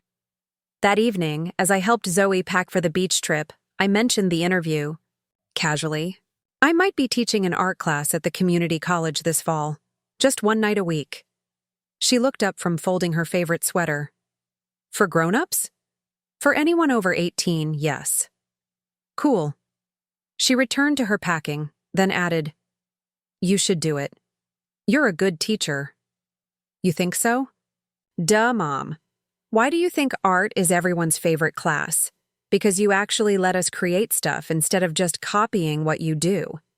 The compliment, delivered with preteen nonchalance, meant more to me than any formal evaluation I'd ever received. "Well, thank you. I'll keep that in mind for the interview." "Just be yourself," she advised sagely. "That's what you always tell us, out of the mouths of babes." The morning of our departure dawned clear and bright. Lauren had arranged to take the entire week off work, an unprecedented move for her, while I'd swapped after-school supervision duties to free up the days before the official start of the school year. As we loaded suitcases, art supplies, beach gear, and snacks into my SUV, a strange sense of déjà vu washed over me. How many times had I packed for this same trip, carefully anticipating everyone's needs, making sure I had extras of everything just in case? The preparation felt familiar, but my mindset was entirely different. This time, I wasn't packing emergency supplies to smooth over every possible conflict. I wasn't planning strategies to keep the peace at all costs. I was simply bringing what we needed, including, most importantly, my authentic self. "Ready?" Lauren asked, sliding into the passenger seat while the kids buckled up in the back. "I'll ever be," I replied, starting the engine. "Mom, can we listen to my playlist?" Zoe called from the back seat. "Only if we also get to listen to mine," Miles countered. "How about we take turns?" I suggested, meeting their eyes in the rearview mirror. 15 minutes each, and no complaining during someone else's turn. "Even if their music is lame?" Jackson challenged. "Especially then," Lauren said firmly. "Consider it practice for the week ahead. We're all going to hear things we don't agree with, and we're going to handle it with respect." The kids exchanged glances, then nodded in agreement. As we pulled away from the house, Zoe's playlist filling the car with upbeat pop music, I felt a curious mixture of anticipation and nervousness. The beach house had always been a place of carefully maintained harmony, of performances put on for an audience of family members. This year would be different. "What if it's a disaster?" I murmured to Lauren, too quietly for the kids to hear. She reached over and squeezed my hand. "Then it's a disaster, and we'll deal with it. Together." Her words echoed in my mind as we merged onto the highway, heading north toward Maine, toward my family, toward the next chapter of our shared story. Chapter 3. vibe I'd supposedly ruined had been a fragile construction of half-truths and careful evasions. Whatever replaced it, messy, authentic, real, would be stronger for having weathered the storm of honesty that had begun the day I discovered I hadn't been invited to the family vacation. Some exclusions, it turned out, were invitations in disguise. Invitations to break the patterns that no longer served us, to rewrite the stories we told ourselves, to become the people we were meant to be all along. As the miles rolled by, I found myself looking forward to whatever lay ahead. The difficult conversations, the genuine connections, the possibility of a new kind of family dynamic built on truth rather than appearances. For the first time in my adult life, I was heading to the Patterson family vacation, not as the peacekeeper, but simply as Ellie. The artist, the mother, the sister, the daughter I had always been beneath the masks I'd worn for so long. And if that ruined the vibe, so be it. The drive to Maine took just over 3 hours, punctuated by bathroom breaks, snack stops, and the promised musical rotation that exposed us all to everything from Zoe's pop favorites to Lauren's surprisingly eclectic jazz collection. By the time we crossed the state line, a sense of anticipation had settled over the car, mingling with the salt-tinged breeze that drifted through the open windows. As we wound along the coastal road toward Kennebunkport, memories flooded back. Summers, spent collecting shells, family bonfire nights, the summer I turned 16 and flirted with the lifeguard from the neighboring property. The beach house had been the backdrop for so many milestones, both significant and small. Do you remember when you pushed Ryan off the dock because he said girls couldn't swim as well as boys? Lauren asked suddenly, a mischievous glint in her eye. That was you, not me, I corrected. I was the one who jumped in to save him when it turned out he couldn't swim at all. Oh, right, Lauren laughed. Dad was so mad. At me, not you, I recalled, because I should have known better than to let you push him. Classic Patterson dynamic. You are taking responsibility for everyone else's actions. The observation, delivered casually, struck a chord. How many times had I shouldered blame that wasn't mine to carry? How often had I stepped in to fix problems others had created? Well, this time Ryan can save himself if he falls in, I declared, only half joking. The Patterson Beach House came into view as we rounded the final curve, a sprawling, cedar-shingled structure perched on a bluff overlooking the Atlantic. The wraparound porch was lined with white Adirondack chairs and colorful flower boxes hung from the railings, bursting with late summer blooms. It looked exactly as it always had, a testament to my parents' meticulous maintenance and my mother's unwavering garden aesthetic. Home sweet home, Lauren murmured beside me. For a week, anyway. We pulled into the gravel driveway behind my parents' Volvo and Ryan's sleek Tesla. The kids tumbled out of the car, stretching their legs and immediately racing toward the wooden steps that led down to the beach. Remember the rules, I called after them. No swimming without an adult. We know, they chorused back, already halfway down the path. Lauren and I exchanged glances. They'll be fine, she assured me. The cousins always look out for each other. Before we could unload the first suitcase, the front door of the house swung open and my mother appeared, wearing linen pants and a crisp white blouse, her honey blonde hair perfectly styled despite the coastal humidity. You made it, she called, descending the porch steps with her arms outstretched. We were starting to worry. Traffic on the bridge, Lauren explained, accepting our mother's embrace. Plus approximately 17 bathroom breaks. My mother turned to me, a hint of uncertainty in her eyes. Ellie, welcome back. I stepped into her hug, breathing in the familiar scent of her perfume. Thanks for saving the boathouse for us. Of course. She pulled back, studying my face. You look different. New haircut, I said, touching the shoulder-length bob I'd impulsively gotten the day before. Gone were the long layers I'd maintained for years, replaced by a style that required minimal effort and somehow made me look more like myself. "It suits you?" my mother approved. "Very bold." "I like it too," Lauren chimed in, though it took me a minute to adjust. I've never seen her with short hair. "Not since college," I confirmed. "Before you were old enough to notice such things." My mother clapped her hands together, shifting into hostess mode. "Well, let's get you settled. Your father's down at the boathouse making sure everything's ready. Ryan and Megan arrived yesterday with the kids, and they're all out on the water. Everyone's gathered for dinner at 6. As Lauren and I unloaded the car, I noticed my mother hovering nearby, as if unsure how to help or what to say. The awkwardness between us was new. We'd always functioned on autopilot around each other, exchanging pleasantries and sticking to safe topics. Now, with the veneer of perfect harmony stripped away, we were navigating unfamiliar territory. "Mom, you don't have to stand watch," I finally said. "We've got this under control." "Oh, I know." She twisted her wedding ring, that familiar nervous tell.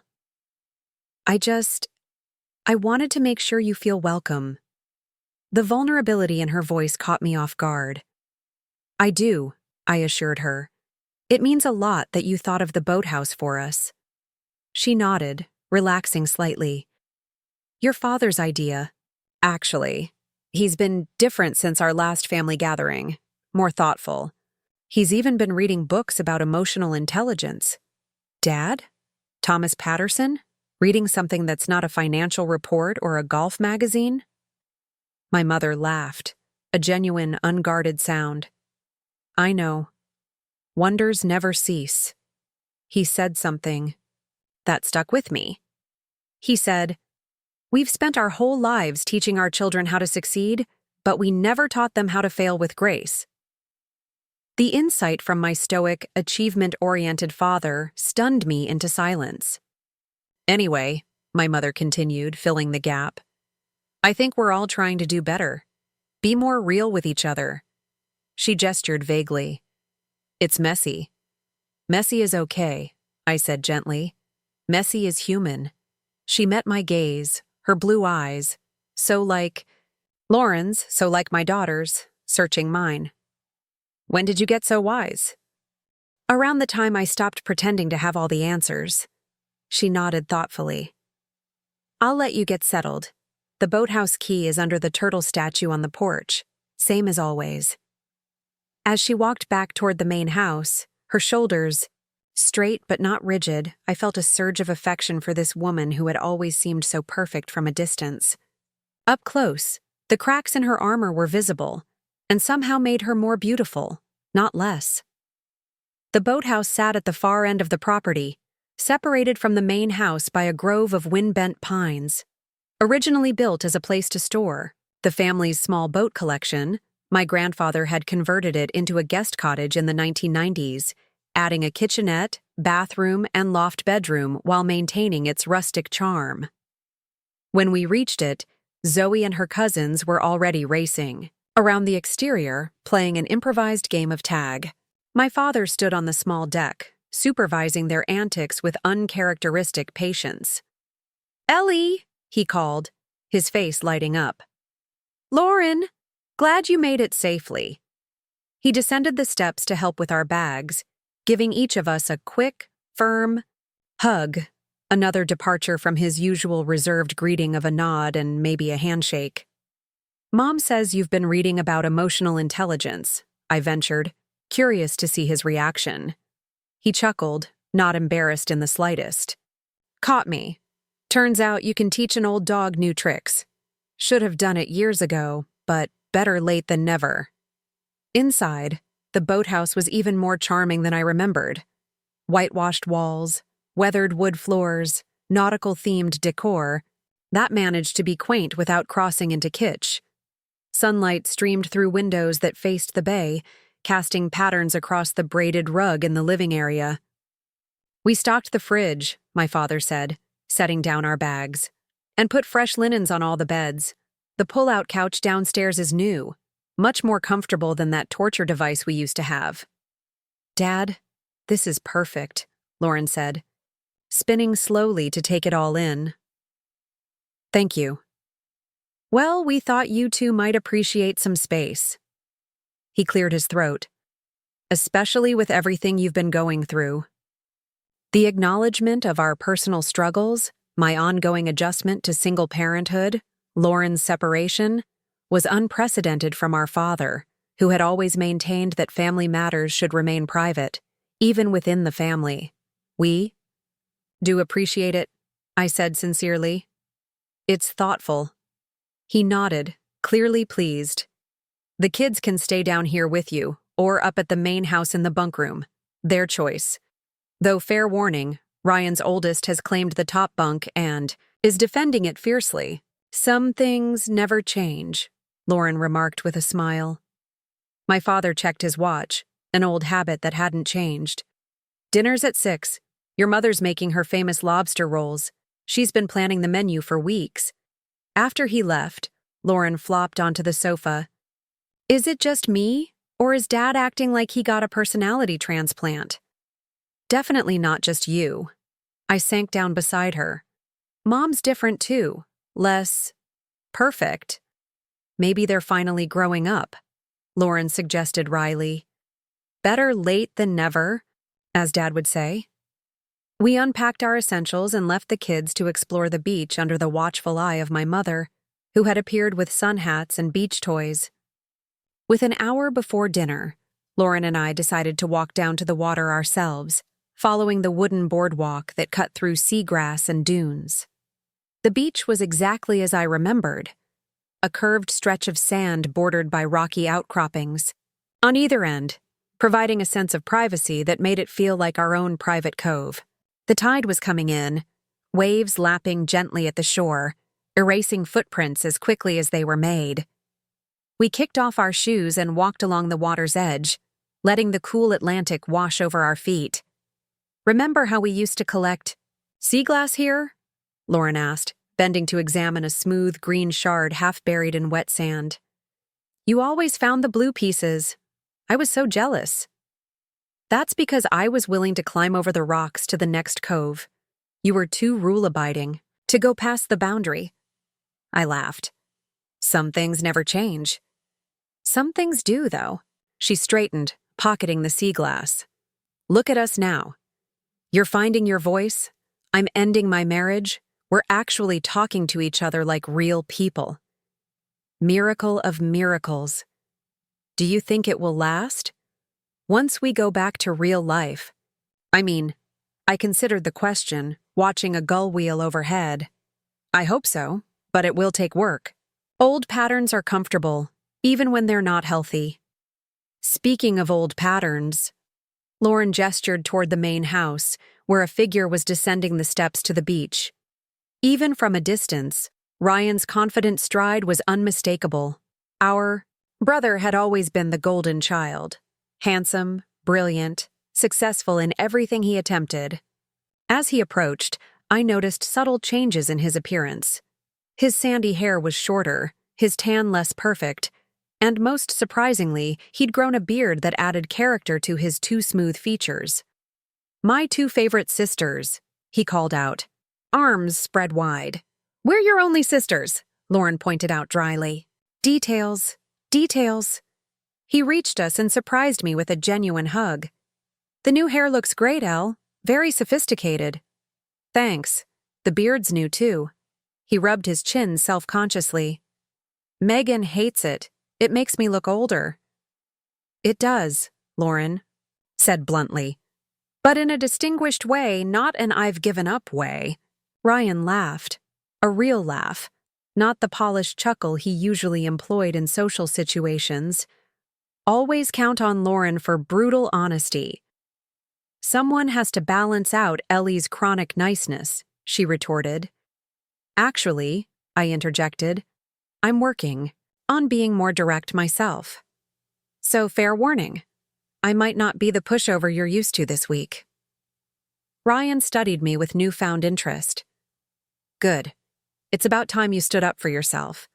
starting with that vacation you weren't invited to. The direct acknowledgement of my exclusion, delivered without defensiveness, took me aback.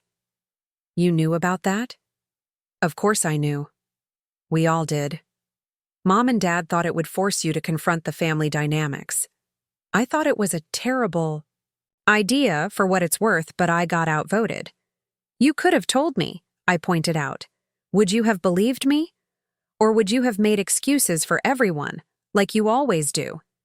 His insight was uncomfortably accurate. Probably the latter, I admitted. Exactly, so I stayed out of it. But I'm glad it led to… He gestured vaguely at me. Whatever transformation this is, you seem more… present. That's exactly it, Lauren agreed. You're actually here, not just physically, but mentally. You're not constantly scanning for problems to solve or feelings to manage. I'm trying, I said simply. Ryan nodded approvingly. Well, keep it up. Oh, and fair warning. Dad wants to have a family meeting after dinner. Says we need to clear the air before the vacation really begins. A family meeting? Lauren echoed incredulously. Voluntarily? Who are these people and what have they done with our parents? I know, right? Ryan shook his head in amazement. Next thing you know, Mom will admit she doesn't actually enjoy gardening and Dad will confess he hates golf. The apocalypse truly is upon us, I joked. Though part of me marveled at how thoroughly our family dynamic seemed to be shifting. As we walked back toward the house together, the three of us fell into an easy rhythm that had been absent for years, perhaps decades. The competitive undercurrent that had always characterized our sibling interactions seemed to have dissipated, replaced by something more authentic, if less polished. Dinner that evening was a boisterous affair, with 12 of us crowded around the long pine table on the screened porch. My mother's lobster rolls were as delicious as always, served with corn on the cob, coleslaw, and fresh-baked rolls. The conversation flowed naturally, jumping from topic to topic without the usual careful curation. When Zoe mentioned her therapy sessions, describing how Dr. Chen helped her understand her feelings about the divorce, I waited for the awkward silence that usually followed any reference to mental health in our family. Instead, my mother shared that she'd started seeing a therapist herself to work through her anxiety about aging. Ryan admitted he and Megan were in couples counseling to address communication issues. Even my father volunteered that his emotional intelligence reading had been recommended by a therapist he'd seen briefly after retiring. Is there anyone at this table not in therapy? Lauren asked, only half joking. The kids, probably, my father replied. Though given our family history, perhaps we should start them early. The self-deprecating humor, so unlike his usual stoicism, delighted me. This new version of my father, willing to acknowledge his flaws, to laugh at himself, was someone I wanted to know better. After dinner, as promised, my father called a family meeting. The kids were dispatched to the game room in the basement with strict instructions not to emerge until summoned, while the adults gathered in the living room, drinks in hand. I know this is unusual, my father began, standing before the dormant fireplace like a professor addressing a seminar. But your mother and I have been doing a lot of thinking since our last gathering. About the kind of family we want to be, about the examples we've set, about the patterns we've established over the years. He paused, making eye contact with each of us in turn. The truth is, we haven't always fostered honest communication. We've prioritized appearances over authenticity, harmony over truth. And while our intentions were good, we wanted to create a stable, loving environment for you all. The outcome hasn't always been healthy. My mother, seated in her favorite wingback chair, nodded in agreement.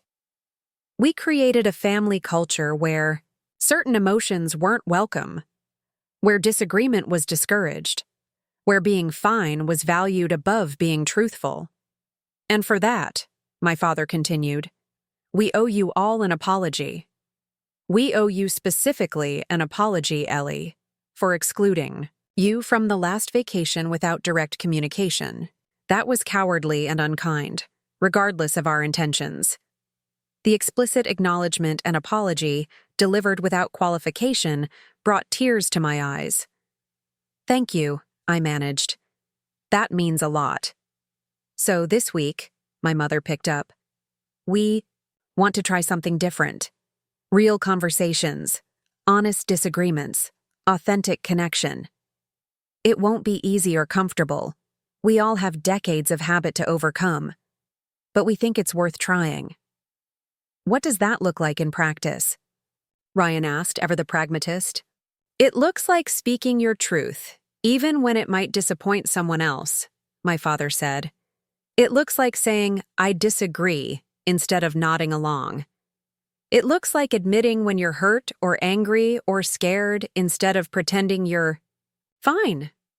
"It sounds simple," Megan observed, "but it's actually terrifying." "Exactly," my mother agreed, "which is why we wanted to set the intention explicitly, to give us all permission to be messier, more real with each other." Lauren raised her glass. "To messy authenticity." We all clinked glasses, a toast to a new chapter in our family story. As I looked around the circle, at my parents, my siblings, the in-laws who had joined our imperfect clan, I felt a profound sense of gratitude. Not for perfection, but for the willingness to grow, to change, to admit mistakes and try again. The conversation that followed was indeed messy. Old resentments surfaced, tears were shed, voices occasionally raised. Ryan confronted our father about the pressure he'd always felt to follow in his professional footsteps. Lauren admitted her envy of the attention Ryan had received growing up. I confessed my exhaustion from decades of peacekeeping, of making myself small to make room for everyone else's needs. Our parents listened without defensiveness, acknowledging their role in shaping these dynamics, offering context without excuses. My mother revealed her own childhood in a home where emotions were considered weaknesses, where appearances were everything. My father spoke of the crushing responsibility he'd felt as the sole provider, the fear that had driven his focus on financial success above all else. By the time we called the kids back up for dessert, something had shifted in the room. A heaviness lifted, a door opened to possibility. We weren't a perfect family, not by a long shot, but we were a family committed to seeing each other clearly, to loving each other as we actually were, not as we pretended to be. Later that night, as Lauren and I settled into the boathouse with the kids asleep in the loft above us, she whispered, "Do you think it's possible to really change how we relate to each other after all these years?" I thought about the day's events, the genuine connections, the difficult conversations, the moments of unexpected joy. I think it's already happening. Not perfectly, not completely, but it's a start. "A start," she echoed. "I like that. Not an ending, just a beginning." Through the windows, the moon cast silver light across the bay, illuminating the gentle waves. The same moon that had watched over countless Patterson family vacations, some joyful, some tense, all part of our shared history. But this one felt different, marked by an intention to see each other truly, to love each other honestly. The vibe I'd supposedly ruined had been replaced by something infinitely more valuable. A family finding its way back to each other, not through pretense, but through truth. It wasn't always comfortable, it wasn't always pretty, but it was real. And real, I was discovering, was worth any amount of discomfort along the way. As the week at the beach house unfolded, I witnessed transformations in my family that I never thought possible. The candid family meeting on our first night had set a new tone, one where honesty was valued over artificial harmony. On Wednesday morning, I discovered a side of my mother I'd never seen before. I found her on the back porch, sketchpad in hand, attempting to capture the garden she'd meticulously planted over decades of summers. "I never knew you drew," I said, settling into the chair beside her. She laughed softly. "I used to, before I became a wife and mother. Art was my first love. But my parents insisted it wasn't practical. She glanced at me, something wistful in her expression. I wonder if your talent came from me. Why did you discourage me then? When did I wanted to pursue art as a career? She set down her pencil. Because I wanted to protect you from disappointment. But I was wrong, Ellie. I projected my fears onto you, and that wasn't fair. The admission, delivered without defensiveness, created a bridge between us that had never existed before. That afternoon, I led an impromptu art class on the beach. Everyone participated, from my nephews who initially rolled their eyes to my father who approached his canvas with surprising enthusiasm. We weren't creating masterpieces, but something more valuable, genuine connection through shared experience. I had no idea this could be so relaxing, my father commented, dabbing blue paint onto his canvas with careful consideration. 68 years on this earth, and I'm just now discovering I enjoy painting. It's never too late to learn something new about yourself, I told him, and the smile he gave me contained a lifetime of unexpressed affection. The days settled into a rhythm unlike any previous vacation. Without the pressure to maintain appearances, we found ourselves engaging in activities based on genuine interest rather than obligation. Ryan and I went kayaking, a sibling adventure we hadn't shared since adolescence. Lauren organized a photography expedition along the rocky coastline. My mother taught Zoe her secret recipe for blueberry muffins, a tradition she'd previously only shared with Lauren. Even the inevitable tensions were handled differently. When my father and Ryan began their annual debate about healthcare politics, during dinner, instead of jumping in to redirect the conversation as I would have in the past, I simply observed. To my surprise, they managed their disagreement with mutual respect, neither backing down from their position nor attacking the other personally. That was new, I commented to Ryan later as we washed dishes. What was? You and Dad disagreeing without it turning into World War III? He laughed. Turns out when you're not constantly playing referee, we actually have to deal with our own conflicts like adults. His observation struck me profoundly. Had my peacekeeping efforts actually enabled dysfunctional patterns rather than resolving them? Thursday brought a rainstorm that kept us indoors. In years past, such confinement would have created unbearable tension, everyone retreating to separate corners with their devices. Instead, my father unearthed dusty board games from the attic, and we spent hours around the dining table, competing good-naturedly and sharing stories triggered by random game. Cards. Remember when Ellie refused to play Monopoly for an entire summer because Ryan always bankrupted her? Lauren recalled, laughing. I was teaching economic principles, Ryan defended himself. You were being a jerk, I corrected, but with affection, rather than resentment. Guilty as charged, he admitted easily. I've always been way too competitive. This simple acknowledgement, something that would have been unthinkable in our previous family dynamic, demonstrated how far we'd come in just a few days. That evening, after the kids had gone to bed, the adults gathered on the screened porch, with wine and coffee. As thunder rumbled in the distance, my mother brought out a stack of photo albums. I found these in the attic before we came, she explained. I thought it might be nice to revisit some memories. The albums chronicled decades of Patterson family history, holidays, school events, and of course, beach vacations. As we turned the pages, I was struck by how many photos featured me in the background, always slightly apart, always observing rather than participating fully. You were always watching out for everyone else, my father observed, noticing the same pattern. Even as a child, I thought that was my job, I admitted, to keep everything running smoothly. And we let you think that, my mother said softly. We put that burden on you, and it wasn't fair.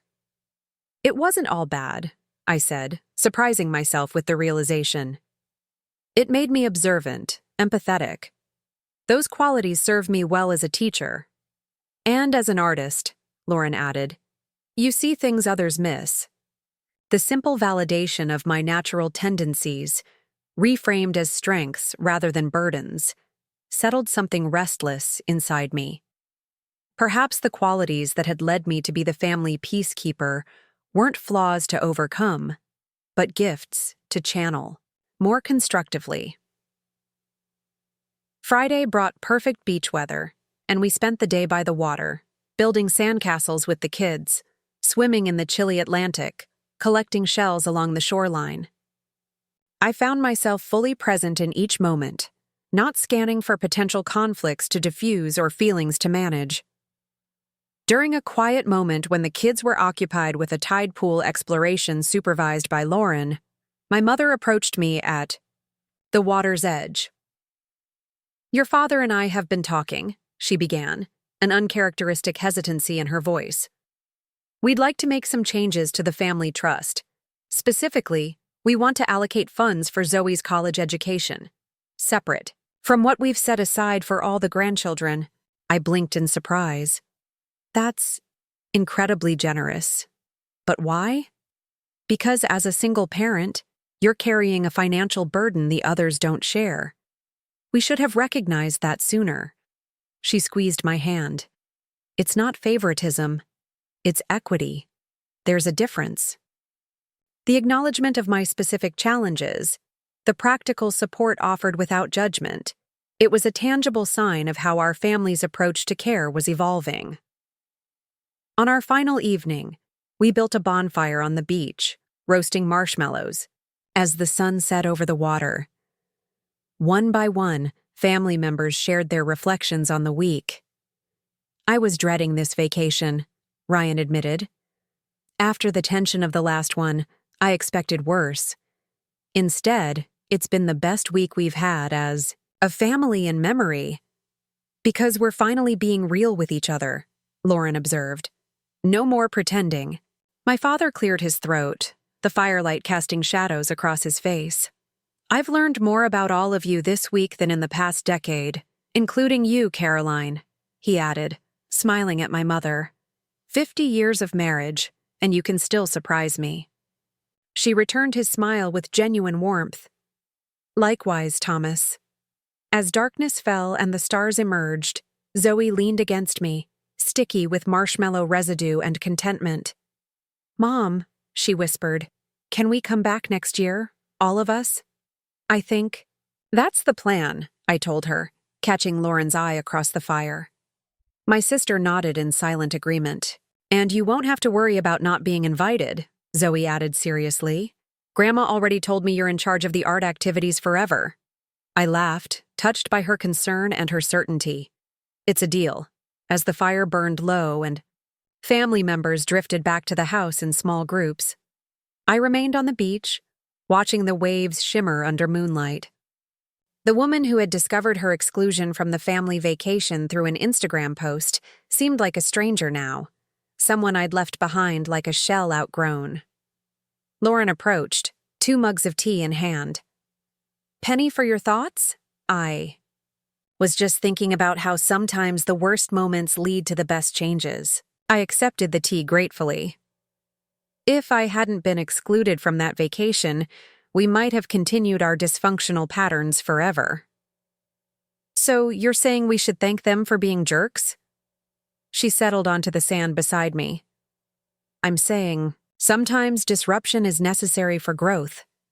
I sipped my tea, the warmth spreading through me like the certainty I now felt. "Sometimes you have to ruin the vibe to find the truth."